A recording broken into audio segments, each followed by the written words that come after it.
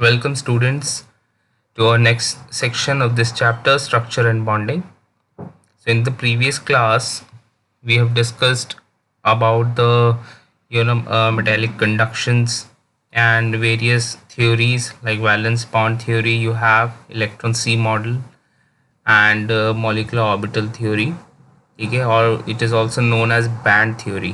ठीक है, तो हम इसी चैप्टर में आगे बढ़ते हैं. Now we talk about metals, insulators and semiconductors. तो बैंड थ्योरी में हमने ये पढ़ा था कि एटॉमिक ऑर्बिटल्स हैं वो कंबाइन करते हैं and they form molecular orbitals. ठीक है, for example 1s orbital of one atom and 1s of another atom, they combine to give you bonding and anti-bonding molecular orbitals.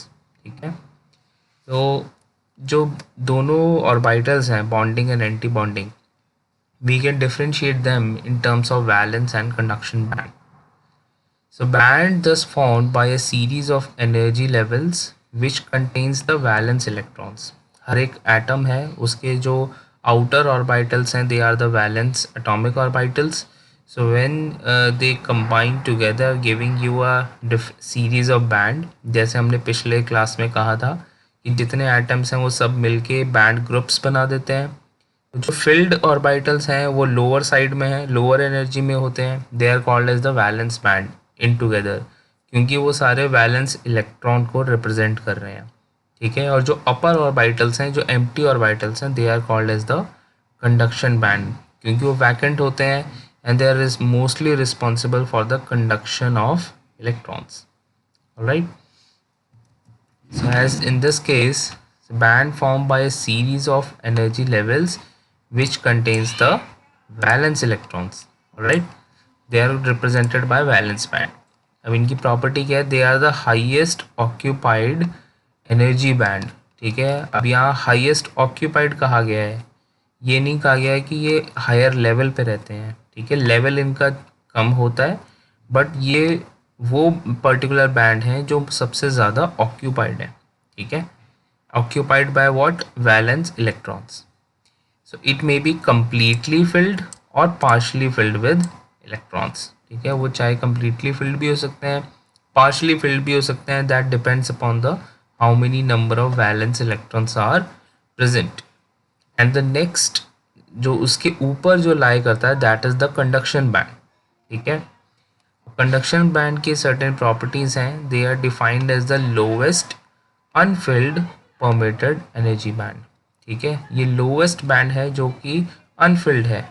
ठीक है, सो दैट मीन्स जब हम valence band को represent कर रहे हैं, we are represented as highest occupied molecular orbital और it is known as HOMO. Similarly when जब कंडक्शन बैंड को रिप्रेजेंट कह रहे हैं, इसको कह रहे हैं हम lowest unoccupied molecular orbital, LUMO. तो जो ल्यूमो है, इट मे बी एम्प्टी और पार्शियली फिल्ड विद इलेक्ट्रॉन्स. ठीक है, again it depends upon the overlap. ठीक है, डिस्टेंस जो दोनों के बीच में बैंड गैप क्या है, and the electrons in this case conduction band के अंदर वो फ्रीली मूव कर सकते हैं. ठीक है, and that is why this particular band which contributes towards the conduction of electrons is called as your conduction band. And in between these two, valence band और conduction band के बीच में जो gap होता है, that gap is called as the forbidden band और forbidden energy gap. ठीक है, ये वो gap है जहाँ पे कोई भी electrons lie नहीं करते. ठीक है, so if you look at the model, जैसे हमने बात करी, जो लोवेस्ट है, जो हाईएस्ट ऑक्यूपाइड मॉलिकुलर ऑर्बिटल है या वैलेंस बैंड है, वो लोअर रीजन में है. ठीक है, they are the homos, highest occupied molecular orbitals. ठीक है, और इसके ऊपर जो है, they are the conduction band. ठीक है, कंडक्शन बैंड और लोएस्ट अनऑक्यूपाइड मॉलिकुलर ऑर्बिटल्स. ठीक है, so in case of metals के केस में जो बैंड्स हैं, दे ओवरलैप ईच अदर. ठीक है, जो मेरा फिल्ड बैंड है, ठीक है, वो यहाँ तक है, एम्प्टी बैंड है यहाँ तक है. So that means they are actually overlapping with each other. ठीक है, there is a overlap between the two, and that is why there is a free movement of electrons from valence to conduction band, and it is due to this region they are very high, they shows very high conductivity, they have very less resistance, right? And they come in the category of metals. ठीक है, when we talk about insulators, insulators के case में इन दोनों के बीच में जो gap है it is very large, this gap is very large, जिसको हमने क्या कहा था, फॉरबिडन बैंड और फॉरबिडन एनर्जी गैप. ठीक है, तो मेरे जो इलेक्ट्रॉन्स हैं वैलेंस बैंड के अंदर, they cannot move around in the conduction band, and due to this reason their conductivity is very less, or you can say their resistivity is very high, and due to this reason we say such type of materials are comes in the category of insulators. All right, and in between the two metals and insulators we have semiconductors. Semiconductors में ये जो energy gap है this is very small. So ये small gap होने की वजह से the field electrons या जिसको कह रहे हैं हम वैलेंस बैंड या होमोज, यहाँ से इलेक्ट्रॉन जो है वो इजीली जंप कर सकते हैं कंडक्शन बैंड में, अगर आप उसमें या तो एक्सटर्नल एनर्जी सप्लाई करते हैं सच एज लाइट और हीट, और you can include some doping as well, impurities add कर सकते हैं. ठीक है, so that can catalyse this medium. ठीक है, और वो आपके कंडक्शन में इलेक्ट्रॉन्स की इन्वॉल्वमेंट को बढ़ा देते थे. ठीक है, so such type of materials comes under the category of semiconductors. Metals overlap, insulators you have very large gap, semiconductors in between the two it has a very small gap. ठीक है, so looking at the semiconductors, all those solids which have a conductivity between the insulators and conductors they are called as semiconductors. तो insulators की जहाँ conductivity है that ranges around 10 to the power minus 6 Simon per meter, और conductors 10 to the power 4 Simon per meter. तो इन दोनों के बीच में जो रीजन लाई करता है that is the semiconductor. ठीक है, जैसे कि हमने बात कहा कि सेमीकंडक्टर्स में जो डिफेक्ट्स हैं, इम्प्योरिटीज़ हैं, उनकी वजह से आपके इलेक्ट्रॉन्स की मूवमेंट है. ठीक है, और स्मॉल एनर्जी गैप है. अब वो एनर्जी गैप डिसाइड करेगा कि कितना ज़्यादा वो कंडक्शन दे सकता है.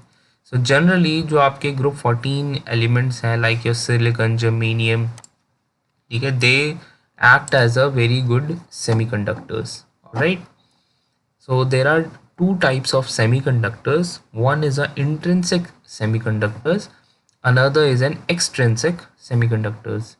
Intrinsic जैसे कि नाम में ही लिखा है कि उसके इंटरनली ऑलरेडी उसके पास इलेक्ट्रॉन या चार्ज कैरियर्स अवेलेबल हैं. ठीक है, उसको डोपिंग की ज़रूरत नहीं है. ठीक है, so the such type of materials are very pure in nature, क्योंकि हमने डोपिंग नहीं करी है, and but they possess very poor conductivity, but उनकी कंडक्टिविटी अकॉर्डिंगली उतनी ज़्यादा नहीं होती. ठीक है, and they contain their own negative and positive charge carriers. Negative means electrons, positive mean holes. Holes वो स्पेस है जहाँ पे इलेक्ट्रॉन जब जंप कर जाता है तो अपने पीछे एक वैकेंट स्पेस छोड़ जाता है जिसको फिल करने की ज़रूरत होती है. ठीक है, जैसे कि आप डायग्राम में देख रहे हो, these silicons are forming such bonds with another silicon. ठीक है, तो ये जो बॉन्ड फॉर्मेशन है, अगर यहाँ पे शेयरिंग ऑफ इलेक्ट्रॉन्स हट जाए तो वहाँ पे जो वैकेंट स्पेस रह जाता है दैट इज़ अ होल. ठीक है, so this silicon crystal this is different from insulator. ठीक है, at any temperature above the zero temperature there is a finite probability that the electron in the lattice will be not loose. That means यहाँ पे insulators के case में holes और charge carriers की formation नहीं होती, बट हाँ intrinsic conductors हैं, वहाँ पे अगर हम एब्सोल्यूट ज़ीरो में भी जाएं, ठीक है, तो भी वहाँ पे टेंडेंसी है कि वो इलेक्ट्रॉन वहाँ से वैकेंट इलेक्ट्रॉन लूज़ कर सकता है, and that creates a hole, and it contains certain amounts of intrinsic conductivity of their own. ठीक है, second is the extrinsic semiconductors, जिसको हम ये कह रहे हैं कि हमने डोपिंग करी है, ठीक है, डोपिंग या फिर इम्प्योरिटीज हमने ऐड करी है, सो दैट कि मेरा जो ग्रुप 14 एलिमेंट्स थे, सिलिकॉन जर्मेनियम थे, जो पुअर कंडक्टर थे, ठीक है, ऑल दो सेमीकंडक्टर हैं बट उनकी कंडक्टिविटी कम है, फिर भी तो उसको बढ़ाने के लिए हम डोपिंग करते हैं, इम्प्योरिटीज ऐड कर देते हैं। अब ये जो इम्प्योरिटी है ये भी दो टाइप की हो सकती है। First is a negative charge carrier, another is a positive charge career, और एन टाइप या फिर पी टाइप। एन टाइप की बात करें तो अगर हमें नेगेटिव चार्ज कैरियर चाहिए तो ऑफ कोर्स अगर सिलिकॉन जो बाकी सिलिकॉन से बॉन्ड बना रहा है, so I will add a pentavalent impurity, that means मैं ग्रुप 15 एलिमेंट उसमें ऐड करना चाहूँगा, सो दैट कि एक इलेक्ट्रॉन जो है वो एक्सेस मेरा इम्प्योरिटी की तरह फ्लोट करे। फॉर एग्जांपल जैसे सिलिकॉन का मैट्रिक्स है, मैंने एक सिलिकॉन सेंटर से हटाया और यहाँ पे जो है वो हमने क्या करें, एंटीमनी को इंट्रोड्यूस कर दिया। अब सिलिकॉन के पास 4 वैलेंस इलेक्ट्रॉन्स थे जो वो शेयर कर रहा था, एंटीमनी में के पास 5 हैं, ठीक है, तो वो 4 तो कंट्रीब्यूट कर देता है सिलिकॉन के साथ, जो 5th इलेक्ट्रॉन है वो हमारा इम्प्योरिटी बन के फ्लोट कर रहा है, एक्सेस इम्प्योरिटी है। Now what this does is this creates another Fermi level at which these excess electrons are present, ठीक है। तो ये जो एक्स्ट्रा एनर्जी लेवल है, this is close to the conduction band. In case of n type this Fermi level will be close to the conduction band. जहाँ पे भी negative charge carrier होंगे तो वो कंडक्शन बैंड के ज़्यादा पास रहेंगे। तो आप देख रहे हो कि मेरे पास इनिशियली बैंड गैप थोड़ा ज़्यादा था, ठीक है, तो मेरा डोपिंग ऐड करने की वजह से एक और एनर्जी लेवल क्रिएट हुआ जो कंडक्शन बैंड के पास है, जिसकी वजह से अब जंप ईजिली पॉसिबल है और इलेक्ट्रॉन की कंडक्शन भी पॉसिबल है। So such type are your N type semiconductors. अब यहीं पे अगर हमें पी टाइप चाहिए, that means we want to create a hole here. अब हमें एक्सेस इलेक्ट्रॉन नहीं चाहिए, अब हमें होल चाहिए। So in case of pentavalent what you do, you will add a trivalent impurity, ठीक है, trivalent impurity such as your boron, aluminium और गैलियम, जो पीरियोडिक टेबल में आपके ग्रुप 14 के लेफ्ट साइड में लाई करते हैं, ठीक है। अब वहाँ पे क्या होगा, इस बोरॉन 3 ही बॉन्ड फॉर्म कर सकता है, तो वो 3 तो शेयर कर लेता है, जो 4th बॉन्ड है वहाँ पे वो एम्प्टी स्पेस छोड़ देता है, so that creates a hole, excess hole will be there. तो अगर मेरे पॉजिटिव चार्ज कैरियर होंगे, so that will lie close to the valence band, okay. Here again the Fermi level, again a Fermi level is being created जो valence band के ऊपर है, ठीक है। Again the energy band is decreased to some extent, ठीक है। So here the conduction is due to these holes, ठीक है, and in between the valence band, ठीक है। तो यहाँ पे जो इलेक्ट्रॉन वैलेंस बैंड में है वो फर्मी लेवल पर राइज करेंगे, इन होल्स को ऑक्यूपाई करेंगे, so there is a movement of holes है। In that case, previous case, we there is a movement of electrons, ठीक है। So that is why we call it as a N type and P type semiconductors. So their applications, rectifiers, जैसे कि हम जानते हैं rectifiers are NP junctions. ये जो N N P junctions हैं ये आपके सेमीकंडक्टर से ही बनते हैं, and these rectifiers, you know that they can conduct electricity more easily in a particular direction than the reverse, so it has very quite useful application in various electronic devices। and your photovoltaic cells, जैसे कि हमने छतों पे देखे हैं, हमारे पास solar energy panels हैं, so they are made up of silicon, ठीक है।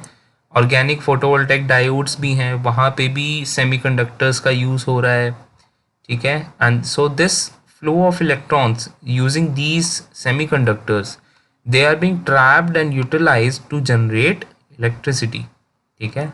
Photo electrolytic cells, that means electrolysis क्या है, इलेक्ट्रोकेमिस्ट्री। अगर आप केमिकल एनर्जी, आपकी लाइट एनर्जी को केमिकल एनर्जी में कन्वर्ट कर रहे हैं, so you are harnessing this energy of light and you are carrying out an electrolytic reaction, ठीक है, such as your photo electrolysis of water to hydrogen and oxygen. ठीक है, so using this semiconductors we can trap the energy of light or sun rays and we can carry out the electrolysis as well. ठीक है, सो इस semiconductors और आपके mobiles हैं, laptops हैं और टेलीविजन्स हैं, जितने भी इलेक्ट्रॉनिक डिवाइसेस हैं उनके अंदर कहीं ना कहीं सेमीकंडक्टर का रोल ज़रूर है. ठीक है, so that is why this material and their properties, to understand their property, are very much important to us. All right, so thank you student. So this concludes your chapter of structure and bonding. So I will post some questions, so do attempt those questions, and if you have any doubt और कोई भी आपको suggestion देना है कि sir this thing you please discuss further, so do mention in the classroom or you can WhatsApp me as well. Personal आप WhatsApp भी कर सकते हैं. Okay, so thank you so much. All the best.